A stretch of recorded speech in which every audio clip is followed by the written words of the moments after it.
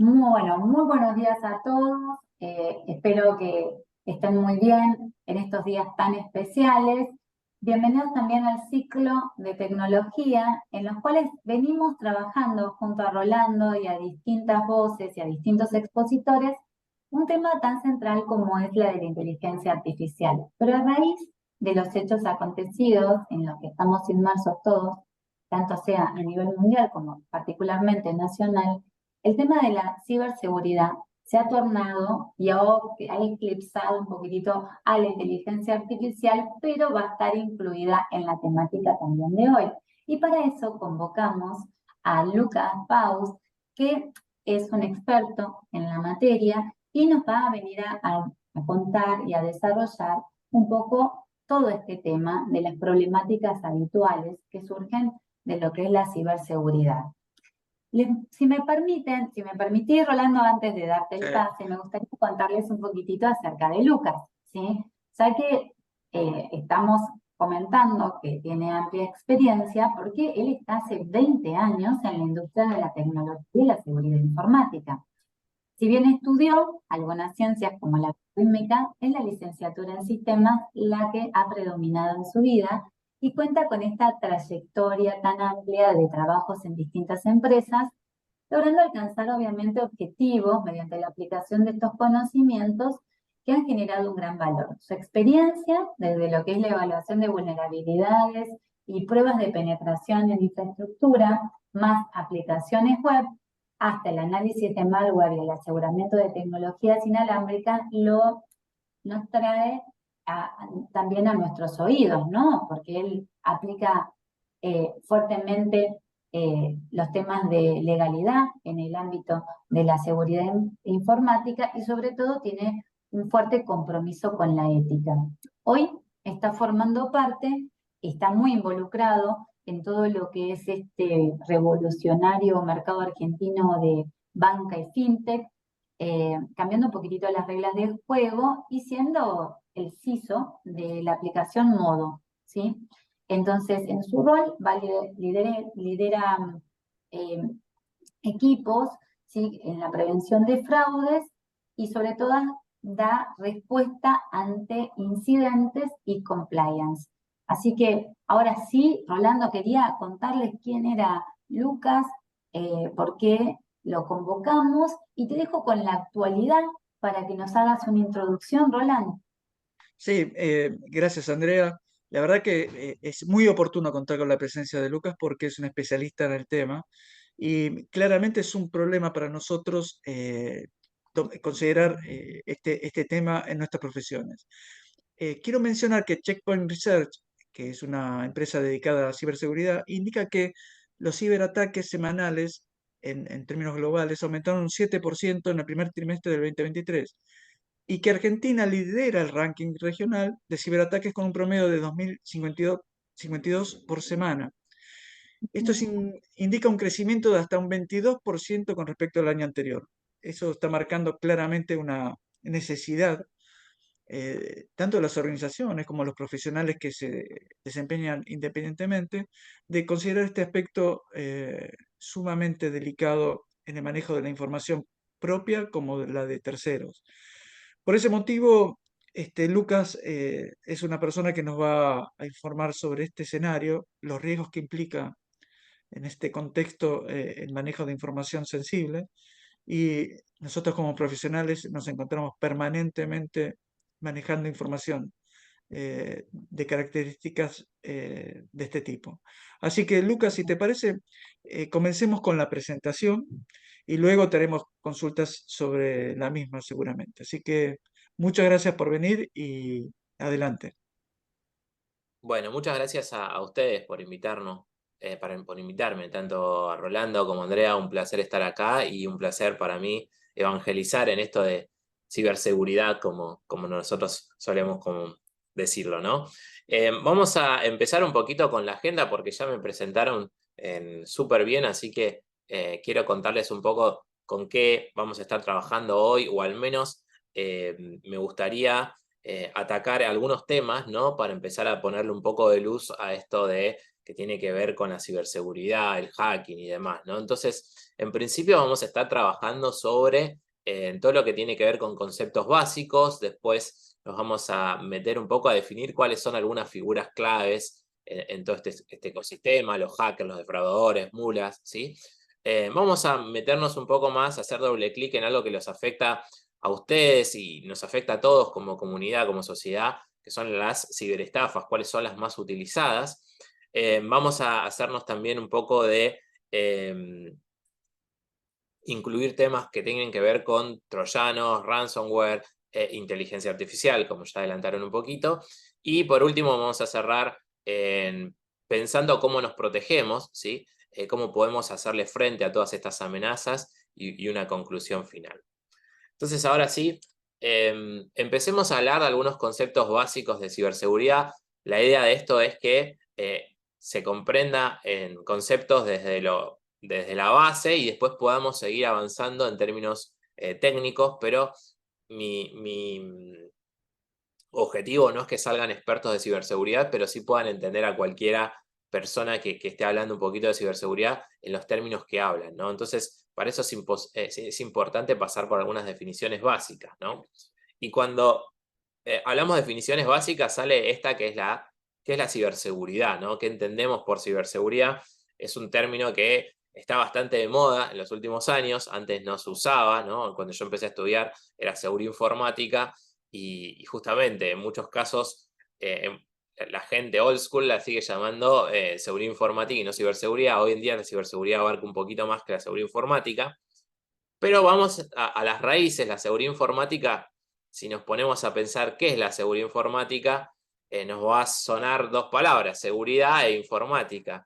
La seguridad, cuando le hacemos doble clic, la solemos asociar a la ausencia de riesgo, ¿no? Uno se siente seguro cuando no hay ningún riesgo.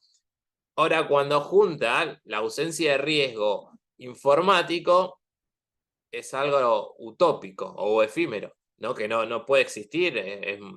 ¿Por qué? Porque ¿cómo un sistema puede estar seguro? Normalmente se escucha la frase, bueno, en una computadora cerrada, en una caja fuerte y a 300 metros bajo el océano, y aún así todavía no sabemos si es 100% seguro, ¿no? Entonces esa seguridad se la empezó a atacar desde otro lado, ¿no? Entonces ahí surgen otras definiciones más prácticas, como que la ciberseguridad o la seguridad informática en realidad está vinculada a una buena práctica en donde se intenta cuidar la confidencialidad, integridad y disponibilidad de los activos de la información, ¿sí? Esto es una definición bastante antigua, pero hoy en día es la más utilizada, ¿sí? Y es importante entender que si bien este concepto es dinámico porque las tecnologías siguen avanzando, ¿sí? Y de hecho los sistemas se empiezan a interconectar, la gente, los gobiernos, las empresas empiezan a tener mucha más dependencia tecnológica. Este es el principal concepto que mantiene o nuclea o articula a toda la gente que trabaja en seguridad informática, ¿no? Nosotros intentamos cuidar la confidencialidad, la integridad y la disponibilidad de la información. En ese sentido, estos son, digamos, la parte buena, los chicos buenos de esta historia, pero del otro lado también están los chicos malos, ¿no? Alguien que está intentando romper esta confidencialidad, esta integridad, esta disponibilidad, y justamente ahí entran algunas definiciones que son bastante útiles, ¿no? La primera definición es la de hacker. Antiguamente se asociaba un hacker a una persona que usaba sus conocimientos para robar información o hacer daño, ¿sí? Hoy en día el hacker es considerado una persona con habilidades técnicas muy profundas sobre sistemas, sobre tecnología, programación y demás, ¿no? Y después, lo que esa persona hace con sus conocimientos es lo que la define en un profesional de la ciberseguridad o un ciberdelincuente. En términos prácticos, también se los conoce a los delincuentes con el hacker de gorro negro, el cual normalmente utiliza sus conocimientos con intenciones malintencionadas, robar, distribuir malware, cortar la disponibilidad de un servicio, de una web, ¿sí? Y por el otro lado está el hacker ético, que es esa persona que tiene todos los conocimientos para hacer el mal, pero los usa para mejorar la seguridad, para proteger la seguridad. Y eso es un poco el gorro que yo me pongo, ¿no? Por otro lado, volviendo a saltar al lado del mal, tenemos dos figuras que son muy importantes en todo lo que tiene que ver con las estafas, ¿no? Por un lado tenemos el defraudador, ¿sí? Que es una persona que no siempre tiene conocimientos técnicos, generalmente si los tiene son escasos, pero sí es una persona que se especializó en todo lo que tiene que ver con la ingeniería social, ¿sí? Que es el arte de inducir a las personas a hacer determinadas cosas. En otras palabras, en Argentina se usa bastante el término el cuento del tío, ¿no? El me vendió un buzón. Es esa persona especialista en engañar a la gente para obtener algún beneficio. Y en conjunto con los defraudadores, en muchos casos trabajan en los que se denominan mulas, ¿no? Que son personas que son reclutadas, a veces de manera engañosa, por los defraudadores para ser un punto intermediario, ¿sí? Entre la persona que realmente es el cerebro de la operación engañosa y la víctima. Entonces, ¿cómo cae esto dentro de un fraude? Probablemente, si una víctima cae dentro de un fraude, le va a transferir dinero a la mula y la mula se lo va a transferir al ciberdelincuente. ¿Ok? En este sentido, este concepto viene del narcotráfico, de la gente que utilizaba en su cuerpo para traspasar de un país a otro drogas, ¿no? Y en el cibermundo pasa algo bastante parecido, que son las personas que usan sus cuentas bancarias, ¿sí? Muchas veces para recibir una primera transferencia y esa transferencia reenviarla hacia otro lugar, ¿no? Obviamente, cuando la policía científica o la policía en cyber empiece a investigar, se haga el forense de estos casos, a la persona que van a encontrar en primera instancia va a ser a la mula, ¿no? Y entonces, ¿por qué la mula haría esto? Bueno, principalmente por una cuestión de necesidad de dinero. Muchas veces es gente sin recursos, con baja calidad de recursos, muchas veces homeless, que consiguen una cuenta bancaria y les prometen que le van a dar un porcentaje del dinero que reciban, ¿sí? También durante la pandemia se usó mucho engañar a las personas con avisos del tipo, sea gerente financiero, reciba tanta cantidad de dinero que ese con el 5% y reenvíe el resto, y con la excusa de que para evadir algún tipo de impuesto usaban este mecanismo, ¿no? Entonces, de esta manera las mulas se van asociando con los defraudadores, a veces de manera engañosa, como para cerrar el círculo del fraude, ¿no? Pero estas son algunas de las cuestiones que vamos a estar viendo. Otro concepto muy interesante que está vinculado, mejor dicho, con las amenazas, ¿no? Cuando hablamos de amenazas, tenemos que entender que en tipos de amenazas digitales hay un montón, ¿sí? Hay cientos. La realidad es que vamos a hacer un poco doble clic en alguna de estas, no en todas, porque la realidad es que tendríamos que estar bastante tiempo charlando sobre esto, y también probablemente aparezcan nuevas, o sea, todo el tiempo, cada minuto aparece una amenaza o una ciberamenaza nueva, ¿no? Esto es común que pase porque básicamente cuando se conoce una amenaza nueva, nosotros ya empezamos desde el lado del hacker blanco, del gorro blanco, mejor dicho, empezamos a sacar nuestras soluciones o nuestras formas de mitigar estos peligros o estas casuísticas de amenazas. Pero bueno, las principales amenazas que nos afectan a todos están vinculadas con el malware, o también a veces conocido como virus, ¿no?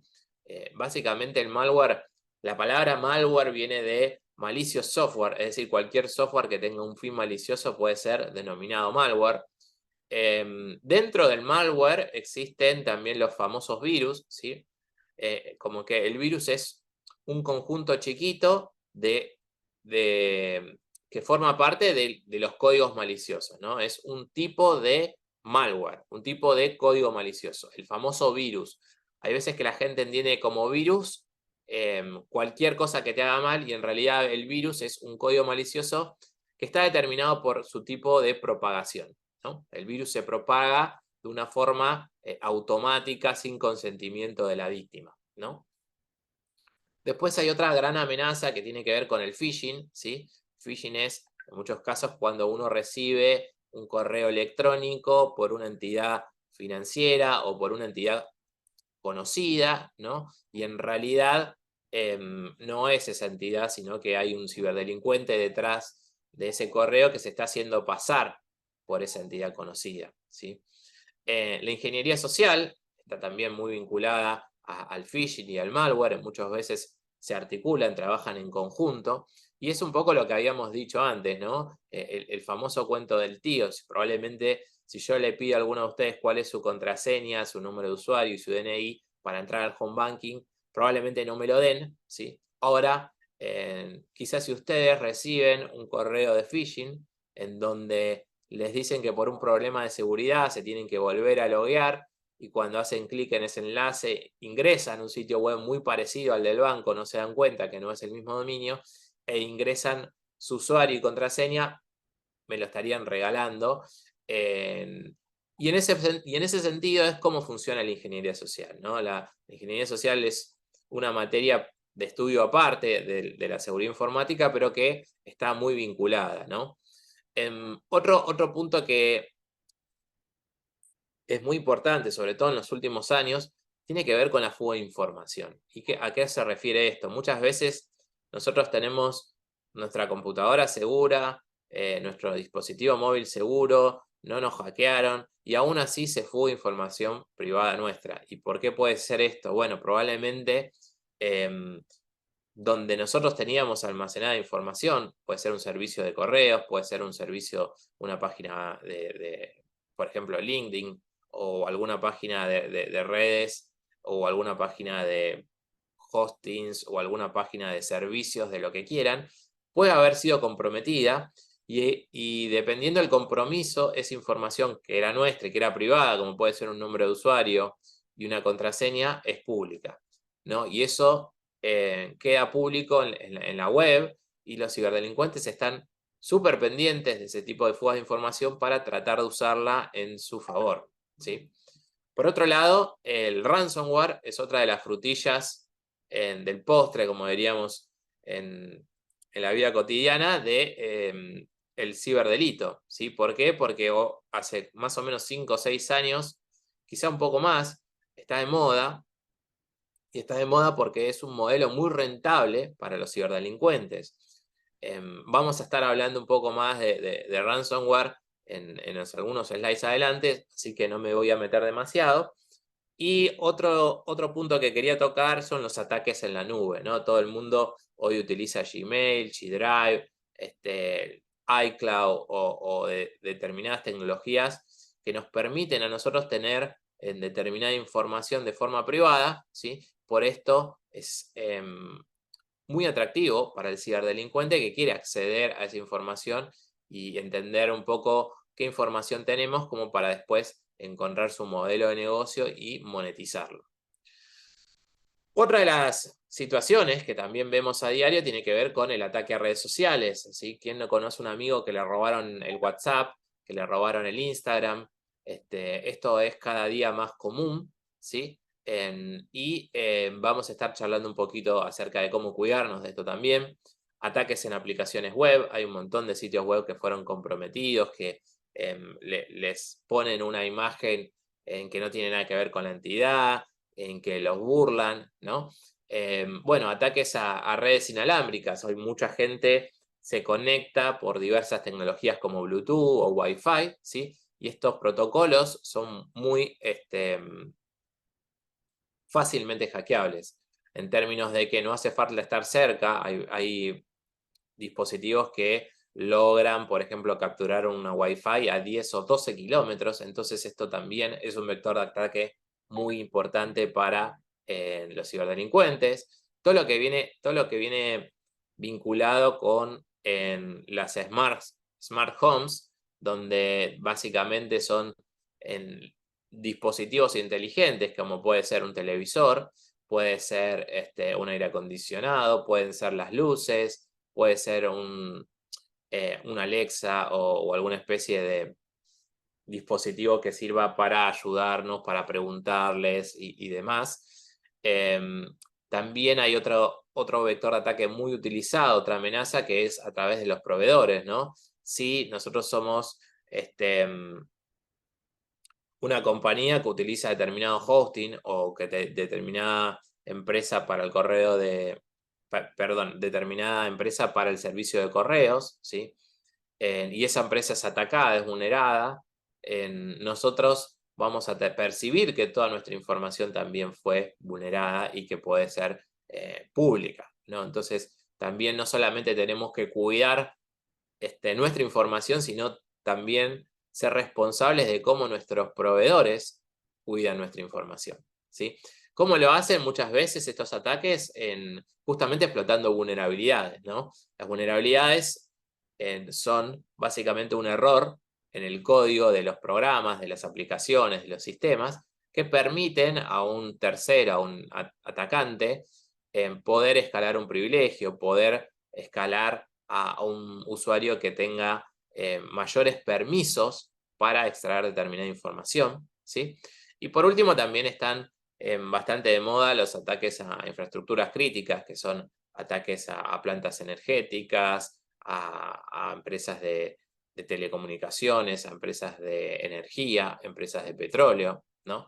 Todo esto hace un cóctel súper interesante para los ciberdelincuentes que tienen mucha tecnología, mucho tiempo, ¿sí? Y nos pone a los usuarios un poco, debería ponernos un poco alertas, entendiendo de que existe toda esta capacidad de vectores de ataque, ¿sí? Antes no existía. Muchos de estos protocolos que hoy en día usamos no fueron pensados con esa visión de me pueden atacar, sino que fueron pensados con la funcionalidad de tiene que funcionar y no con como un protocolo de seguridad. Entonces, ¿cómo tenemos que empezar a atacar todas estas problemáticas? Bueno, evidentemente una de los primeros pasos tiene que ver con la concientización, ¿no? Justamente ya al menos que me estén escuchando les va a abrir un poco los ojos sobre todas estas amenazas, ¿sí? Utilizar soluciones de seguridad, soluciones tecnológicas que nos permitan de alguna manera empezar a mitigar algunos de estos riesgos y en caso de empresas chicas o grandes empezar a tener algunos equipos especializados para trabajar sobre estos puntos. Ahora bien, cuando hablamos de phishing, este correo donde una persona podía recibir un correo haciéndose pasar uno recibió un correo donde el ciberdelincuente se hace pasar por una entidad conocida, ¿sí? Hay un montón de casos de esto, de hecho creo que son uno de los ejemplos que siguen funcionando de hace más de 15 o 20 años que existe este tipo de problemática y que todavía no se encuentra una solución definitiva. Y dentro de estos phishings hay como distintos tipos o clasificación, ¿no? Uno de los más peligrosos, en que básicamente ataca y ha producido fraudes multimillonarios, es el famoso BEC. BEC son las siglas de Business Email Compromise, ¿sí? También es conocido como la estafa al CEO, ¿sí? ¿Y qué tiene de particular este tipo de phishing?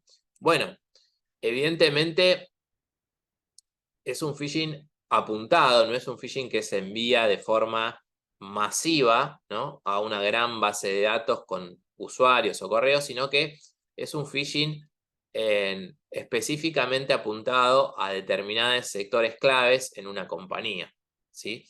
En general, se percibe tratar de entender cómo funciona la dinámica de una compañía, en principio, y después el delincuente lo que va a tratar de hacer es, en el momento que la víctima empieza a hacer una transferencia, cambiar la cuenta bancaria original por la cuenta bancaria de la mula, ¿no? Ya habíamos hablado de mula, esa persona que prestaba sus cuentas bancarias para recibir dinero. Fíjense que un informe del FBI habla acerca de que el 2021, ¿sí? Produjo pérdidas por más de 2 billones de dólares, ¿sí? Solo en Estados Unidos. En Argentina vimos muchos casos de estos en entidades de energía, en entidades constructoras. Las pérdidas de dinero son millonarias, ¿sí? Estamos hablando a veces de 2 millones a 20 millones de dólares, ¿no? Yo he trabajado en incidentes donde básicamente les compraron un barco petrolero. O sea, imagínense lo que vale ese navío. Son números extremadamente grandes, ¿no? Y el ataque en sí no es tan, técnicamente hablando, no es tan sofisticado, ¿sí? Sí es una estafa sofisticada, porque sí hay que hacer un estudio de todo el aparato de finance, cómo funciona, quién le paga a quién, en qué momento y demás, pero en términos tecnológicos, en términos técnicos, una persona con bajos conocimientos podría llegar a realizarlo. ¿Y cómo lo hacen? Bueno, ahora vamos a meternos un poco más, pero básicamente hay como 6 casuísticas comunes que uno puede encontrar sobre Beck. En primera instancia, tenemos que entender que el Beck va a afectar, mejor dicho, a esas personas que realmente tienen el poder de decisión en una compañía. ¿Por qué? Porque están vinculadas a los presupuestos, al manejo de las finanzas, ¿sí? En muchos casos se dice la estafa del CEO porque evidentemente los ciberdelincuentes tratan de impersonificar al CEO, es decir, hacerse pasar por el CEO, y obviamente en los mensajes los ciberdelincuentes meten presión, ¿no? Les dicen, no, no comentes mucho sobre esto, necesito hacerlo rápido, y claro, la gente de finanzas, por ahí al recibir un correo de un CEO, tiene cierta presión y no utiliza muchas veces en los controles necesarios o los controles que generalmente están, y de alguna manera, por presión, de alguna manera generan una propia vulnerabilidad, ¿no? Entonces el CEO, esta estafa del CEO puede ser con muchos objetivos. En general siempre se percibe monetizar esto bastante rápido con las transferencias de dinero. Pero existen muchas formas o ingeniería social para utilizar este tipo de casuística, ¿no? Una es a través de información solicitada a, por ejemplo, a recursos humanos o a people. Otra es a través de el ataque de cuentas, ya sea a través de un phishing o a través de un código malicioso, ¿sí? En donde se va a tomar el control de la cuenta del correo de una persona importante. También a veces se puede hacer a través de la suplementación de terceros, ¿no? Por ejemplo, a un proveedor nuestro, ¿sí? Lo hackearon a un proveedor nuestro y no solo van a robar dinero de ellos, sino de sus clientes. Como, bueno, al momento de cobrar le van a decir, che, ¿sabes qué? Mejor en vez de pagarme la cuenta de siempre, tuve un problema, por favor, pagame la otra, ¿no? También el proveedor no ha sido hackeado, sin embargo, la persona, la víctima, recibe un correo a través de su teóricamente proveedor, en donde recibe algún tipo de factura que era real, pero también es redireccionado el tráfico. es un poco complejo entenderlo todo junto, pero ahora vamos a ver algunos ejemplos para que quede todavía un poquito más claro. Lo importante entender es que básicamente se comprometen estas cuentas de tres maneras, ¿no? Primero, a través de lo que tiene que ver con el phishing, ¿no? A través de la ingeniería social. Se manda un correo y de alguna manera u otra los usuarios terminan entregando usuario y contraseña del correo, ¿sí? O incluso también a veces el segundo factor de autentificación. La otra opción para robar una cuenta a veces es a través de la infección por malware, ¿sí? A través de una extensión, a través de algún troyano o a través de algún malware del tipo Stealer, que son los que capturan las teclas y roban información. Estos son los más comunes, ¿sí? Y la tercera y última es a través de credenciales que hayan sido filtradas. Y ahí vamos a ir un poco más adelante en la presentación mostrándole qué es esto, ¿no? Es cuando, por ejemplo, LinkedIn tuvo una fuga de información donde filtraron información privada de los usuarios, ¿sí? Muchas veces los usuarios ni siquiera se enteran, ¿sí? Solo si trabajás en ciberseguridad podés enterarte, o si estás a la orden del día con las noticias de seguridad. Pero no siempre esto es tan así, ¿verdad? Bueno, entonces vayámonos un poco a lo que tiene que ver con los correos, ¿sí? A mí me interesaría mostrarles cuáles son los tipos de subset que uno puede recibir comúnmente cuando se esté tratando de un mail de phishing o un mail de Beck. Comúnmente se encuentran palabras como solicitud de transacción, importante, urgente, en pago a proveedores, actualización importante, atención, ¿no? Esas son las palabras que normalmente los ciberdelincuentes más utilizan, y ahí vemos un poco de estadísticas al respecto, ¿sí? Pero entonces, ustedes se preguntarán, che, pero yo utilizo los mails todo el tiempo, ¿los mails son seguros? Bueno, los mails no son tan seguros, ¿sí? Es muy sencillo hacerse pasar por otra persona. Hay veces que está vinculado con cuestiones que tienen que ver con falta de atención de nosotros, ¿no? Por ejemplo, acá vemos una técnica donde básicamente se parece a un dominio, pero no lo es. Fíjense que el delincuente está haciendo lo que se llama spoofing. Fíjense que le está escribiendo a una persona donde el dominio, en vez de ser persona@amazon.com, no sé si se llega a leer bien, es arnason.com, ¿sí? Se cambió la M por una R y una N, ¿sí? Entonces, esto podría haber sido notado o no por una víctima distraída o negligente, ¿no? Y así como esta, hay muchas otras técnicas donde el delincuente puede esconder el remitente real, ¿no? Dentro del nombre. Fíjense que acá dice que viene de Amazon, pero en realidad la dirección es cyber@delincuente.com. Esta es una forma bastante burda y detectable, pero todavía sigue funcionando, ¿sí? Hay otra más que es, supongamos que el atacante pudo resolver bien y escondió bien su nombre a Amazon y dice el dominio, el nombre, la persona @amazon.com. Sin embargo, cuando uno le da reply, responder, ¿sí? Le está respondiendo a otra dirección que no tiene nada que ver. Y esto nos puede dar un poco de pistas de cómo darnos cuenta, ¿sí?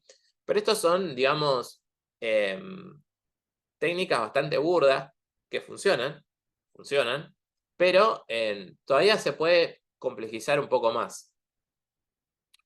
Realmente, hacer un correo y enviar un correo en nombre de otra persona, para un hacker le puede tardar escribir una línea y media en código PHP para hacer un sender, ¿sí? Puede lograr adjuntar elementos como facturas, malware, o cualquier cosa que desee, ¿sí? En nombre de otra persona, ¿sí? ¿Qué les quiero decir con esto? Cuando ven un correo sospechoso, siéntanse que es natural sospechar y pueden agarrar el teléfono, el WhatsApp y escribirle a esa persona, che, ¿me estás mandando esto? ¿Esto está correcto? ¿Sí? ¿Por qué? Porque enviar un correo en nombre de otra persona es muy simple. Es muy simple. Nombre y correo reales para una persona se pueden enviar en 2 minutos y medio, ¿sí? No hay ninguna solución de seguridad que te pueda prevenir contra esto. De hecho, si no quieren programar, pueden buscar, por ejemplo, esta web, Mailmailer, ¿sí? Donde uno puede poner el nombre que quiere que a uno le aparezca, el subject, atachar algún documento, escribir un texto y enviarlo, ¿sí? Y les aseguro que les va a llegar con el nombre y el apellido que ustedes quieran, desde el correo que ustedes quieran, con el adjunto que ustedes quieran, ¿sí? Con lo cual, esto es importante entender. Esta página funciona, les va a mandar el correo a spam, ¿sí? Pero sin embargo, un delincuente no utilizaría un servidor que ya fue usado para esto, por lo cual las soluciones de seguridad no lo verían como spam. Esta es una herramienta súper usada, mayormente para pruebas de seguridad, por eso lo detectan las herramientas como Gmail y demás. Lucas, una consulta. ¿Me escuchás? Sí, sí, claro. Em, Estamos usando los mails desde la década de los 90, más o menos. Y nosotros como profesores de ciencias económicas nos encontramos muchas veces manejando información delicada en ese contexto. Vos acá mostraste cómo hay un sitio web que te permite falsificar el protocolo de los mails. Con un poco más de astucia lográs engañar a los servidores y que no te detecten como spam. Entonces ni siquiera hay se advierte algún tipo de falsificación de origen. Y comparándolo con lo que pasaba en los soportes de papel, es como escribir una carta en un papel y dejarlo en una puerta y- y nosotros creer de que esa correspondencia es válida. No lo hacíamos antes en el papel y en lo digital tendemos a creer que todo lo que nos viene por mail es cierto. Hay un desconocimiento muy grande de la vulnerabilidad de los mails y la falta de autenticidad que puede llegar a tener. Creemos que es cierto porque nos llegó a la casilla de correo. Y por eso, por un lado, es tan exitoso un ataque a través de este tipo de medio, y hacerme pasar por cualquiera, y es tan difícil para nosotros como usuarios identificar que eso es falso. Eh, Hay sutilezas que uno advierte que por ahí porque falta ortografías o cosas muy burdas, pero si está bien hecho, es muy fácil que nosotros caigamos en la trampa. ¿Cómo evitarlo? Lamentablemente, en este punto no hay una solución. El primer paso es saber que esto existe como para ya entender y empezar a dudar un poco de los correos que nos piden cosas como cambio de contraseñas o cambio de cuentas a pagar, ¿no? Naturalmente tendríamos que empezar a desconfiar de eso. La realidad, como vos decís, Rolando, es si el phishing está hecho por un profesional con inteligencia artificial y demás, va a escribir exactamente, no con falta de ortografía como escribían por ahí los ciberdelincuentes hace 5 o 6 años. Hoy escriben perfecto, y no solo escriben perfecto, sino escriben con el mismo tono de voz que el emisor Claro. real, ¿no? Porque le analizan cómo escribe y a través de inteligencia artificial logran el mismo tono de voz. Así que es muy difícil. La primera barrera siempre es la concientización, saber que esto existe, después tener soluciones de seguridad, ¿sí? Después tener... la realidad es que hay soluciones hay formas de solucionar esto. El problema es que no todas las empresas lo aplican porque tiene un costo. Y también no tiene demasiado sentido porque en general la mayoría de la gente utiliza correos personales como Gmail y demás que no tienen esos protocolos de seguridad. Pero uno podría tener una firma digital en su correo, ¿no? Entonces, cada vez que uno recibe un correo con firma digital, ya sabemos que solo esa persona, a no ser que lo hayan hackeado, va a ser la que le puedan escribir. Aún así, si te hackean, te pueden robar tu firma digital. O sea, lamentablemente, en este punto es una batalla semi perdida. Entonces, lo que hay que hacer es, así como nosotros cuando recibimos un billete que está medio raro, desconfiamos de si es real o no. Cuando recibimos un correo, ¿no?, que podría llegar a ser fraudulento, tendríamos que desconfiar y de alguna manera usar un segundo canal para validar esa comunicación. ¿Sí? O sea, la recomendación, si fuese extrema, diría, tomen todos los mails como falsos y certifiquen siempre que sea verdadero, porque es muy fácil vulnerarlo. Es Y muy complicado tirar esa, Rolando, ¿eh?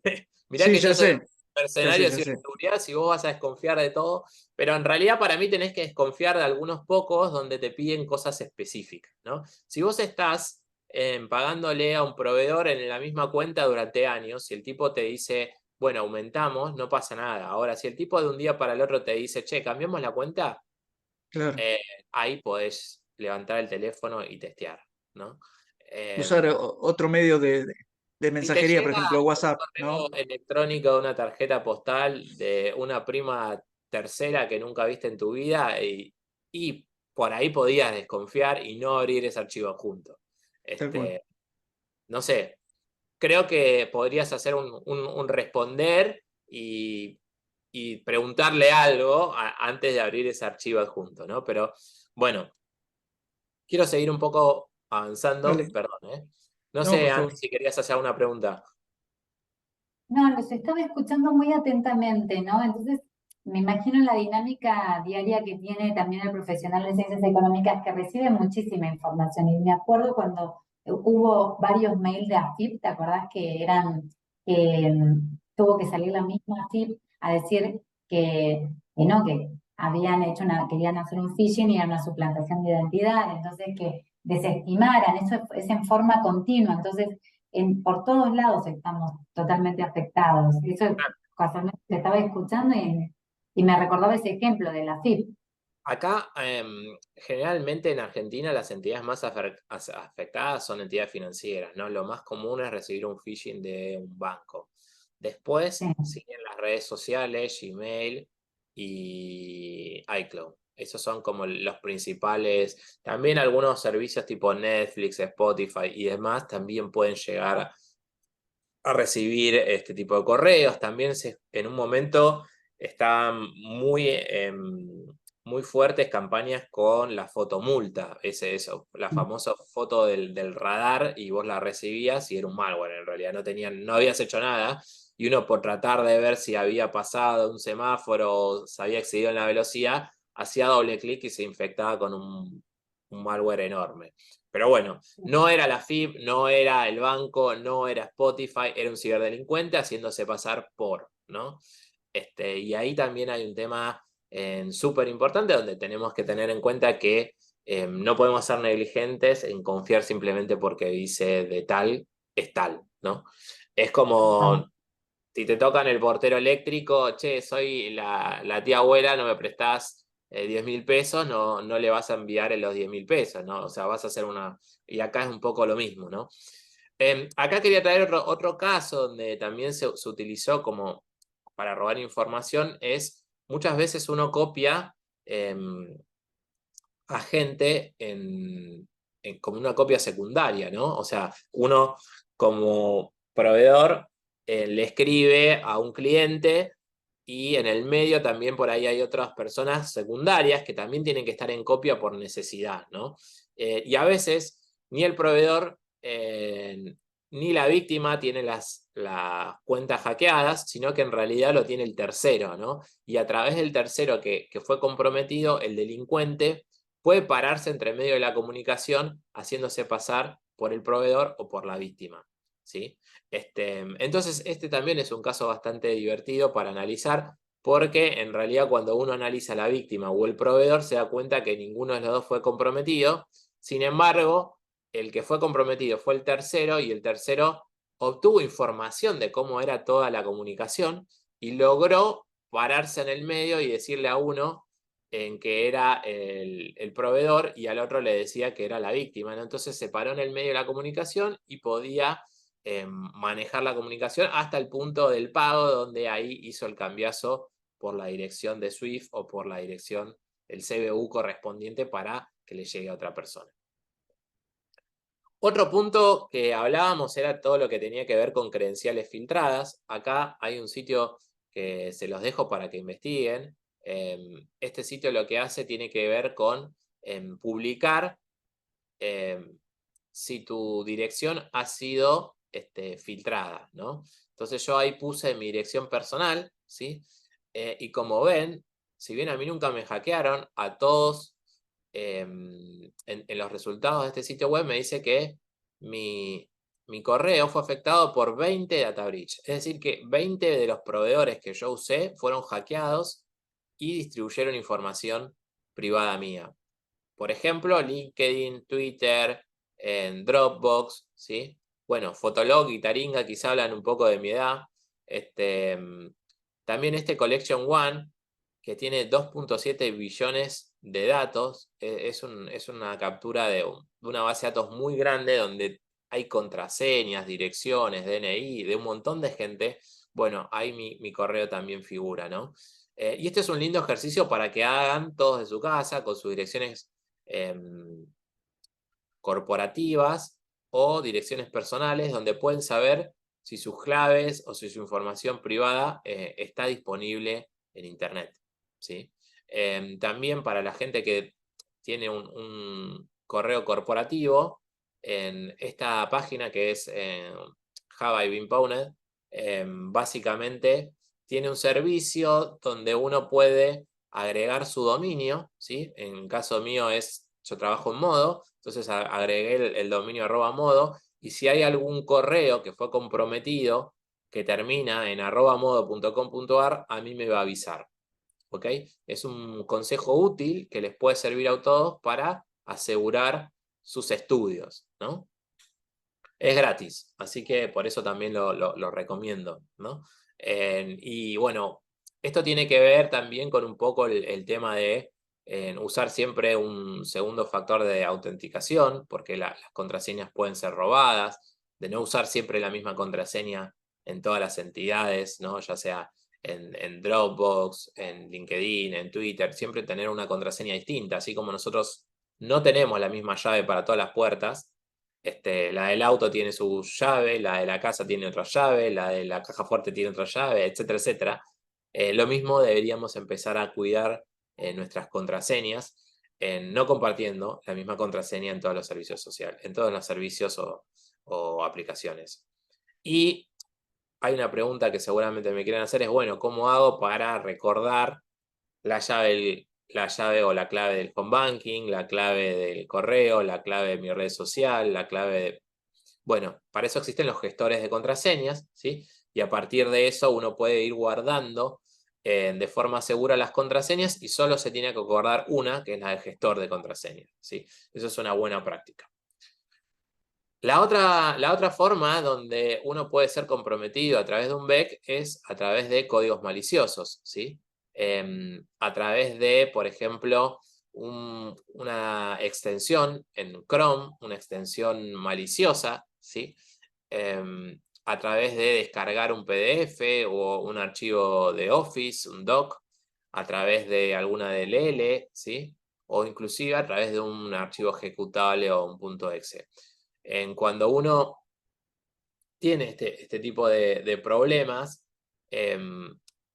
no solo le roban la contraseña, el acceso a la cuenta, sino que ahí también pueden robarles tokens que muchas veces se utilizan como un factor de seguridad, robarles accesos, saber en qué plataformas ingresan, si tienen acciones y demás, ¿no? O sea, básicamente van a compartirle todo el poder de su computadora a un ciberdelincuente.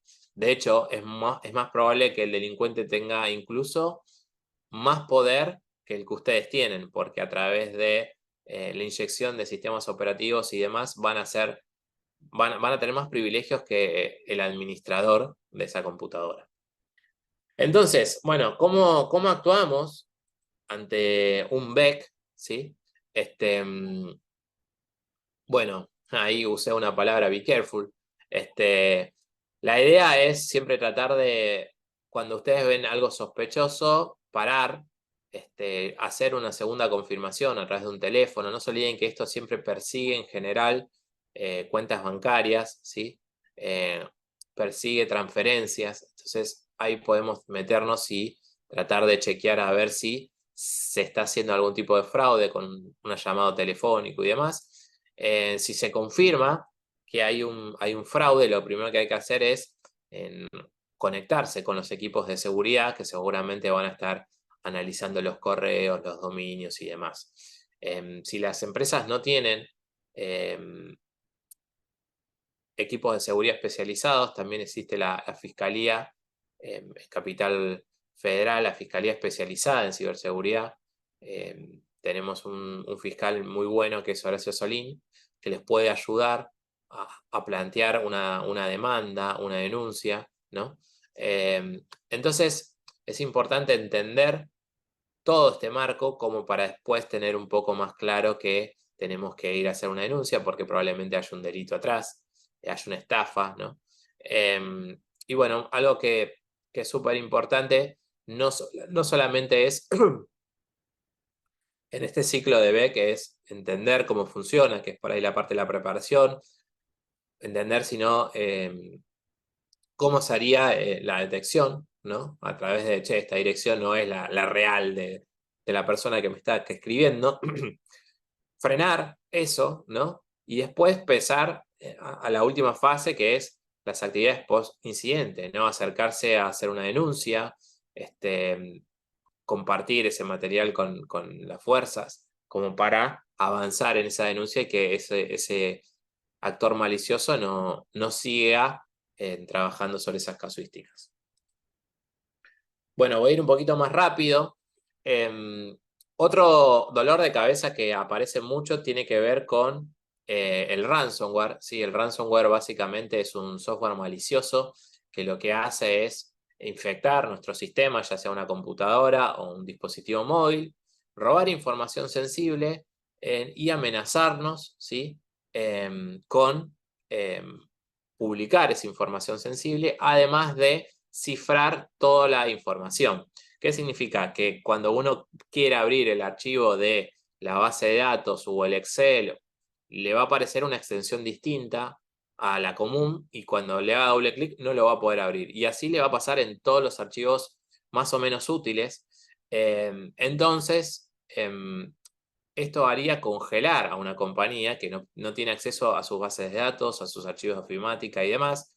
Incluso nosotros trabajamos alguna vez con una compañía que hacía arquitectura, ¿no? Y se le cifraron todos los planos. Entonces, hoy en día todos los planos están en formato digital, toda esa información fue cifrada. Básicamente no tenían compañía, no tenían planos, no tenían proyectos. ¿Por qué? Porque esa empresa no hacía bien su política de backups y si bien tenían algunos backups, los backups también habían sido cifrados, ¿no?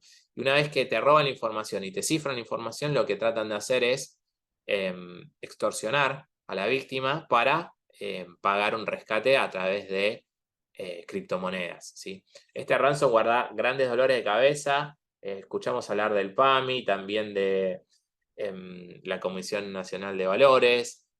Hay un montón el Poder Judicial, hay un montón de organismos nacionales y privados que son afectados por este tipo de infección. Por otro lado, quiero hablar un poquito sobre los dispositivos móviles, ¿no? Y cómo también ahora las billeteras entran en juego en este tema de casuísticas de ciberseguridad. ¿Por qué? Porque hoy en día la computadora y el dispositivo móvil tienen información muy similar, ¿no? O sea, en todos los archivos que están en cloud a veces se comparten. Incluso tenemos acceso al home banking a través de las aplicaciones móviles. La billetera también permite asociar un montón de cuentas, ¿no? Entonces hay un montón de riesgos. Uno también debería empezar a mirar, no solo en la computadora, sino también en los dispositivos móviles, ¿sí? Entonces, para eso les traje algunos 10 mandamientos, ¿no? En los dispositivos móviles como para entender cuáles son las problemáticas o cuáles son las maneras de cuidarnos ante todas estas casuísticas que ya fuimos viendo. Lo primero que tendríamos que tratar de hacer es tener el software actualizado. Las actualizaciones son importantes porque muchas veces corrigen fallas de seguridad, ¿sí? Y también nos mejoran la performance del dispositivo móvil. Utilizar biometría es importante, no solamente utilizar el pin de bloqueo. Muchas veces por la grasa de los dedos el pin de desbloqueo es bastante adivinable para un delincuente. Utilizar contraseñas seguras también es importante. Una contraseña segura básicamente se define como una contraseña fácil de recordar, pero difícil de adivinar, ¿sí? Fácil de recordar, pero difícil de adivinar. Hay que tener mucho cuidado con las aplicaciones. Tratemos de siempre bajar aplicaciones de los repositorios oficiales, ¿sí? No bajar aplicaciones craqueadas. Tampoco es recomendable bajar aplicaciones que den acceso remoto al dispositivo móvil, ¿sí? Eso es muy peligroso, ¿sí? Utilizar siempre que sea posible un segundo factor de autentificación, ya sea WhatsApp, Instagram o incluso las aplicaciones financieras. ¿Sí? Siempre tenemos que perseguir ese segundo factor. Por el caso de que nos roben la contraseña, no puedan utilizarla, ¿sí? En muchos casos la gente no activa el segundo factor del WhatsApp y lamentablemente hoy en día se están robando un montón de cantidad de cuentas de WhatsApp que los ciberdelincuentes las utilizan para pedirle dinero a todos sus contactos, ¿sí? Esto es casi a diario que recibimos alguna denuncia de estas, así que por favor utilicen el segundo factor en su WhatsApp y en su Instagram, que son muy cotidianamente robados. Utilizar una solución de antivirus, ¿no? Esto también es bastante común, que ya la gente empieza a instalar soluciones de seguridad. ¿Por qué? Porque existen la misma cantidad de códigos maliciosos para las computadoras como para dispositivos móviles, así que también es natural que vayamos a proteger nuestro dispositivo móvil con un antivirus. Cifrar los datos. Muchas veces la gente almacena archivos en la tarjeta de memoria, ¿no? Y esa tarjeta puede de alguna manera ser extraída y se roba toda esa información, por lo cual también es importante cifrarla. Así, en caso de que se roben esa tarjeta, la información no va a poder ser accedida, ¿sí? Tener cuidado con los mensajes, enlaces sospechosos. Muchas estafas por WhatsApp también se están utilizando como, mirá, te paso este cupón, compartilo 5 veces y a partir de eso entras en otro tipo de estafa. Realizar copias de seguridad periódicas. Esto es súper importante porque en caso de que nos roben el teléfono vamos a poder recuperar toda nuestra información. Lamentablemente no estamos exentos en este país a un robo físico, por lo cual mantener una copia de seguridad en la nube puede salvarte de un mal momento en términos de que perdiste toda tu información. También no se recomienda recargar los dispositivos en puertos USB públicos, ¿no? Porque hay muchas veces puede tener alguna especie de malware que cuando uno conecta el USB se puede llegar a infectar o le pueden robar automáticamente la información. Y por último, no realices los famosos jailbreak o routing, que digamos es como darle un superpoder al teléfono, sobre todo si no tenés los conocimientos necesarios, podés abrir tu ventana a un montón de vulnerabilidades que no tienen sentido. Bueno, espero que hayan entendido y puedan aplicar un poco estos 10 mandamientos. Y lo último que quería contar un poco tiene que ver con inteligencia artificial, que es algo que venían charlando bastante seguido. Entiendo que todos ya conocen, los beneficios de utilizar la inteligencia artificial, como la automatización de tareas, cómo mejora la toma de decisiones. Nosotros en seguridad también lo encontramos como para descubrir algunos patrones anómalos, analizar algunas tendencias, ¿no? Todo el análisis de datos en términos de inteligencia artificial se mejoró muchísimo, ¿sí? Ahora bien, ¿cuáles son los problemas principales que podemos tener en términos de ciberseguridad con la inteligencia artificial? Bueno, primero, uno de los que más, por ejemplo, nos atañe tiene que ver con la manipulación de los modelos, ¿sí? Los modelos no están pensados tanto con una visión de ciberseguridad, con lo cual son fácilmente manipulables. ¿Qué quiero decir? Que yo puedo lograr que la inteligencia artificial realice acciones por las cuales no fue programada. Podemos tener problemas de privacidad de datos, ¿sí? Piensen ustedes que si ustedes están subiendo información a una base para que la inteligencia artificial haga un tratamiento, deberían pensar como que esa información de alguna manera ya va a estar pública. Con lo cual, si van a hacerlo, sugiero que lo hagan teniendo en cuenta eso, que esa información ya va a ser pública y anonimizando datos de clientes o números que realmente sean confidenciales o críticos, ¿sí? Porque ya hay un montón de ataques donde se han logrado filtrar información sensible a través de la manipulación de los modelos de inteligencia artificial, ¿sí? Otro punto también interesante es cómo uno puede generar información falsa para que cuando uno le pregunta a la inteligencia artificial se confunda, ¿sí? Esto es parte también de transferencia de un conocimiento malicioso. Bueno, y ya para cerrar un poco, porque ya estamos bastante en hora, quería traerles un poco de reflexión acerca de qué manera nos puede afectar un ciberincidente.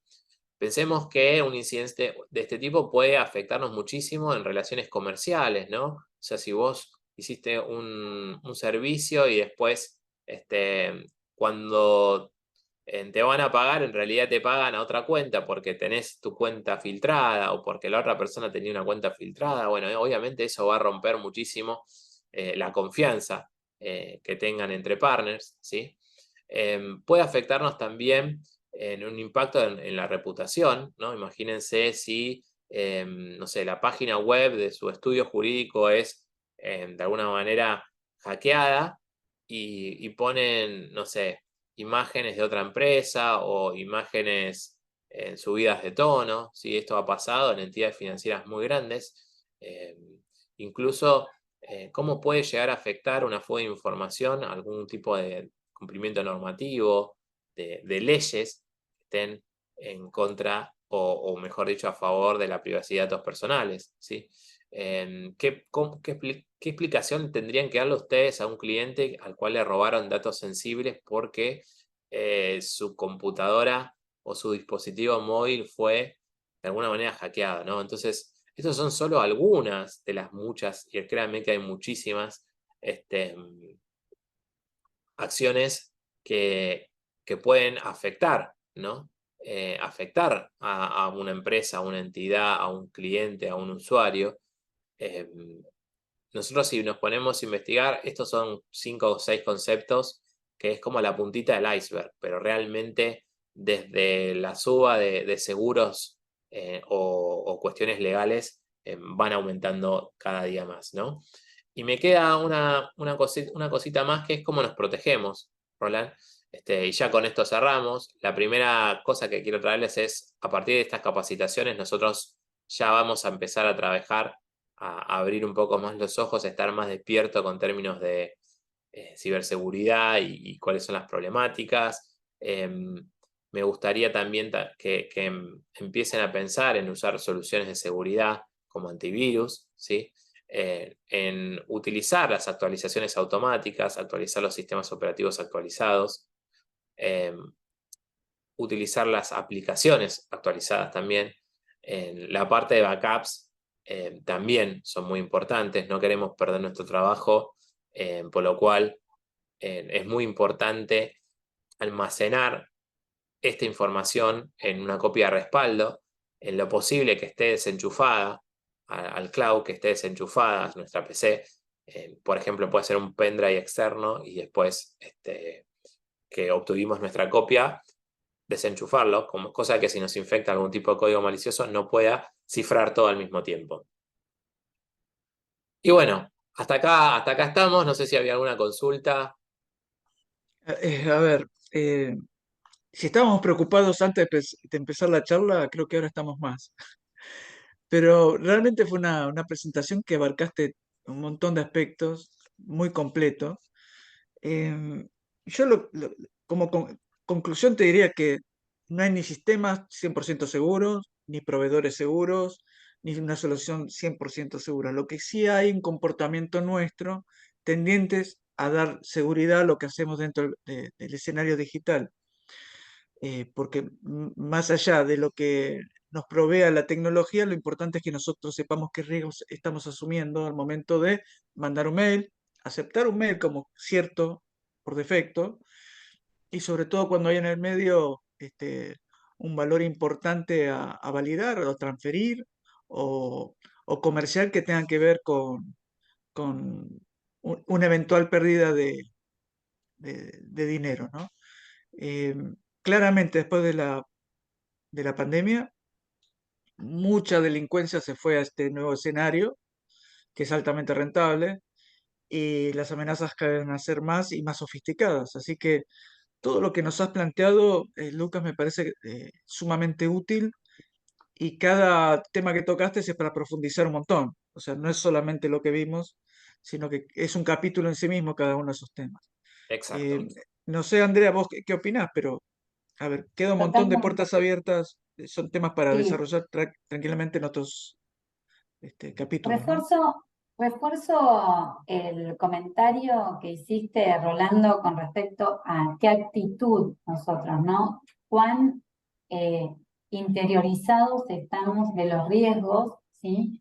Y esto es un tema de educación y de estar todo el tiempo cuestionándonos esa confianza, ¿sí? Prestar mucha atención a las cosas y no ponernos en modo automático, cosa que muchas veces los profesionales que estamos haciendo varias cosas a la vez, esto nos pasa mucho en los estudios, nos pasa cuando estamos con las consultorías, que estamos respondiendo múltiples actividades, no nos fijamos bien las extensiones, respondemos, le damos el clic en los WhatsApp, y tenemos que tomarnos ese tiempo de análisis, entender que vienen y ahora no es necesario, viste, tener tus contactos totalmente agendados, otra cosa que, viste, te vienen y te invitan, todas esas seguridades que hay que tener en cuenta. Y sobre todo lo que dijiste, Lucas, que me pareció súper interesante que lo hayas mencionado y reforzado, es el tema del resguardo de la información. Estar conscientes dónde lo hacemos y esto de tener protegido todos los artefactos, digamos, todos nuestros móviles, todos, todo, tener protegido todo de punta a punta, porque nada, a veces no nos damos cuenta y vos decís, bueno, muchas personas se han resguardado en la excusa, digamos, bueno, que era costoso cualquier sistema de seguridad. Y yo creo que más costoso es, y con esto quiero cerrar con el tema con el título que colocaste, ¿no? ¿Cuánto es el costo de toda la información al ser vulnerados? ¿Sí?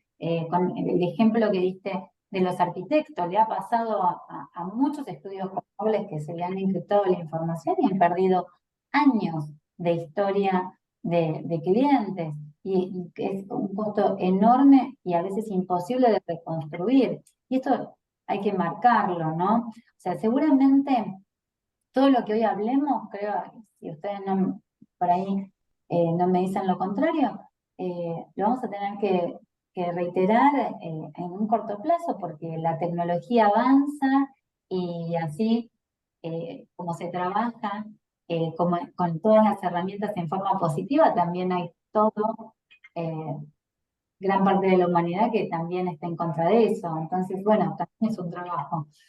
Va a haber que ¿Cómo te hacer un dejamos? upgrade, va a haber que hacer un upgrade de todo lo que hablamos hoy, Exactamente, seguramente. A mí me totalmente. gustaría traer un concepto más que siempre pasa y que tenemos que aprender a vivir con esto y cambiar lo que es, ¿por qué me van a hackear a mí? ¿Qué tengo? No tengo nada, ¿no? Ese es un concepto que Todo. pensamos todos. Y justamente es todo lo contrario, ¿no? Hoy cualquier persona tiene un montón de información súper valiosa para un ciberdelincuente. Y el ciberdelincuente no es que, no, si sos rico te voy a hackear, si sos pobre no. No, lo mismo una empresa, es un estudio chico, es un estudio grande. Hackearon terapias intensivas, le infectaron ransomware, hackearon al PAMI, hackearon a empresas que vos decís, no estás hackeando a la empresa que mueve todo el dinero, estás hackeando al PAMI. O sea, estás lucrando con la historia clínica de los viejos. O sea, no estamos hablando de gente ética, ¿no? Estamos hablando de delincuentes, ¿no? Entonces, una de las cosas que a mí más me duele es ¿por qué me van a hackear a mí? Te van a hackear porque sos vos y estás en el mundo digital, ¿no? Y así como Tal aprendimos cual. en el mundo físico, decíamos el otro día, no sé, yo iba a la plaza y mi mamá me decía no aceptes caramelos desconocidos, mirá 2 veces antes de cruzar. En el mundo digital, Ujú. lamentablemente, tenemos que aprender a cuidarnos de la misma manera, a sospechar de las cosas raras o a entender que hay un peligro detrás de estar conectado y que no es porque estoy en mi casa con mi computadora encerrado en mi cuarto estoy seguro. No, si no tenés un antivirus no estás seguro, si compartís tu contraseña no estás seguro, si usás la misma para todos no estás seguro. Y entonces tenemos que empezar a cambiar un poco esa posición, pero la que más me preocupa y vuelvo a lo mismo es, che, a mí no me va a pasar nada porque no tengo nada importante, nada valioso para el resto, ¿no? Y eso me parece Tus que... datos, tus datos son lo más importante. Es el gran negocio. Tal Exacto, creo cual, que es por tal ahí. cual. Algo que habías comentado, Pues, Lucas, antes de la charla, es que hay grandes organizaciones atrás, son empresas dedicadas a este tipo de delincuencia. Entonces, uno, si no toma precauciones, es muy vulnerable a este tipo de ataques, que se hace de Exacto. forma masiva, ¿no? Ahí nosotros tenemos que, para mí, diferenciar, ¿no? Hay muchos actores en este mundo de ciberdelincuencia, desde la pyme hasta una empresa gubernamental, ¿no? O sea, hablábamos el otro día de casos donde ejércitos de Europa del Este o de Norcorea atacan mm, a compañías, pero también con ingeniería social tenés gente llamando por teléfono desde las cárceles, ¿no? Haciendo fraudes a través de WhatsApp y demás. ¿No? Esto ya es público, ya salió en todos lados, por lo cual no estoy diciendo nada nuevo, pero mucha gente no lo sabe. Entonces depende con el claro. actor que vos te encuentres atrás, también va a ser el grado de sofisticación. No hace falta tener digamos, para que el ataque sea efectivo, no hace falta que sea un ataque sofisticado, ¿no? No sé, había una película que a mí me encantaba, Nueve Reinas, cómo el tipo engañaba a través de la ingeniería social, ¿no? Y eso ocurre hoy en día en el mundo digital, es más fácil. Claro. Es más fácil, no tenés que poner la cara, estás atrás en tu casa o en una celda, ¿no? Y es mucho más fácil. Entonces nosotros también tenemos que ser responsables de entender esa casuística para tratar de mitigar, porque un día te pega a vos, otro día te pega a mí, otro día, y así, ¿no? O sea, lamentablemente en pocos años no va a haber nadie a quien nunca haya tenido algún tipo de incidente cercano, ¿no? Yo tengo un montón de amigos, ya también un poco que los atraigo por mi profesión y todo el mundo me conoce, entonces me busca, entonces la verdad que una vez por semana conozco a alguien que me dice, che, ¿me puedes ayudar? Me hackearon Instagram, me hackearon WhatsApp, me hackearon mi cuenta, Claro. me hackearon, ¿no? Pero digo, ya es común, porque yo cuando voy a un cumpleaños o una cena o algo así, y me cuentan, a mí también, ¿no? Eso se está viralizando cada vez más. Entonces, nada, me gustaría que no seamos nosotros, bueno, que si tienen algún problema, ahí dejé el @Luquis, es mi Twitter o mi ex, para que me puedan escribir sin ningún Excelente. problema, pero me gustaría que a través de esta charla hayan entendido un poco todas las problemáticas y aprendamos a cuidarnos un poquito mejor y disfrutemos de las tecnologías, pero de una manera segura. Excelente, Lucas. Dejo la puerta abierta Totalmente. porque seguramente te vamos a volver a convocar en alguna actividad que tenga que ver con este tema, porque para nosotros es muy importante. Y te parece, Andrea, ya vamos cerrando. Te Sí, felicitamos, obviamente, por toda la exposición, porque fue muy completa, muy didáctica y muy orientada a nuestra actividad. Así que sumamente satisfecho. ¿Te parece, Andrea? Vamos cerrando. totalmente. Rolando, bueno, reiteramos el agradecimiento a Lucas y bueno, obviamente por su tiempo y su dedicación. Nos ha dejado, creo que, muchísimas preguntas, ¿sí? O sea, nos tenemos que cuestionar qué hacemos con nuestros datos, con nuestras claves, dónde lo guardamos. Nada, para reflexionar bastante. Si tenés alguna duda o alguna consulta o les gustaría a los matriculados también dejar, ¿sí?, sugerencias acerca de temáticas, recuerden que siempre hay un mail donde nos pueden enviar capacitación@consejocava.org.ar y también sumarse a los trabajos que venimos realizando junto a un montón de colegas en las comisiones. y a través de esas comisiones y todos esos trabajos surgen estos ciclos. Así que Rolando, presidente de la Comisión de Tecnología, soy su coequiper, siempre los recibiremos y les agradecemos por estar presente, Rolando también por ponerte siempre al hombro todos estos trabajos, y bueno, a seguir colaborando entre colegas. Muchísimas gracias a todos. Gracias, Lucas, un placer tenerte con nosotros. Muchas gracias, igualmente.